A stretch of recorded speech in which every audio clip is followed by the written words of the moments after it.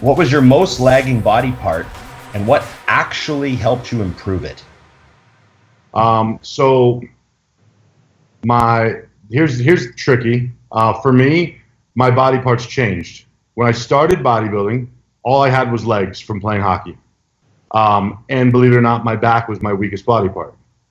So changing into progressive overload, and specifically the DC stretching, now obviously my back is my strongest body part.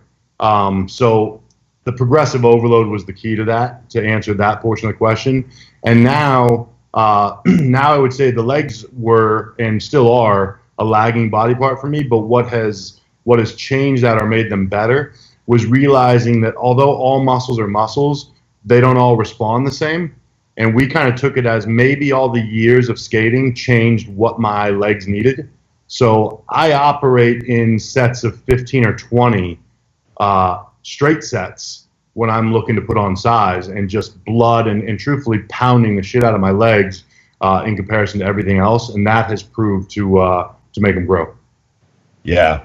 I think that, my worst body parts to me were always like probably my calves or my arms, just size wise. Like I had good arms, like they look good in my shots, I never really had judges tell me that I needed bigger arms, but I always really felt like I did. You know what I mean? Right. Like it wasn't like judges would come up to me and go, you got to put an inch on your arms. It would be like when you'd look at the photos, you could be like, well, your arms could be bigger. And I felt like my calves and my arms were at their biggest when I was doing the most volume for them. Right. And they were just body parts that responded to volume better, I thought. Like, my chest and shoulders and legs and back were at their biggest when I was at my strongest. Right. But my arms were at their biggest when I was doing like 16 sets of bis and 16 sets of tries once a week on an arm day, and then also kind of pumping each one like maybe a bit of biceps with back and a bit of triceps with chest. Right. That was like kind of when my arms were at their biggest. And then same with calves, like training them like 2 or 3 times a week really hard and stretching the shit out of them. Yeah. But that's just what those body parts responded to.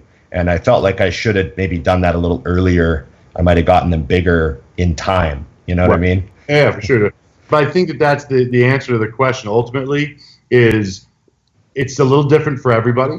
So these guys, when you're asking these questions, guys, try something like this and give it enough time to prove it works or doesn't work.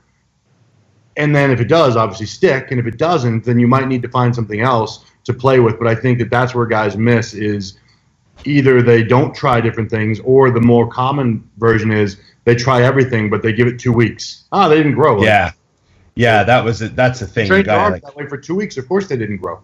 Yeah, so I remember I committed to blasting arms like high volume. I was like, okay, I'm going to do this all year. Like I'm doing this year. Yeah.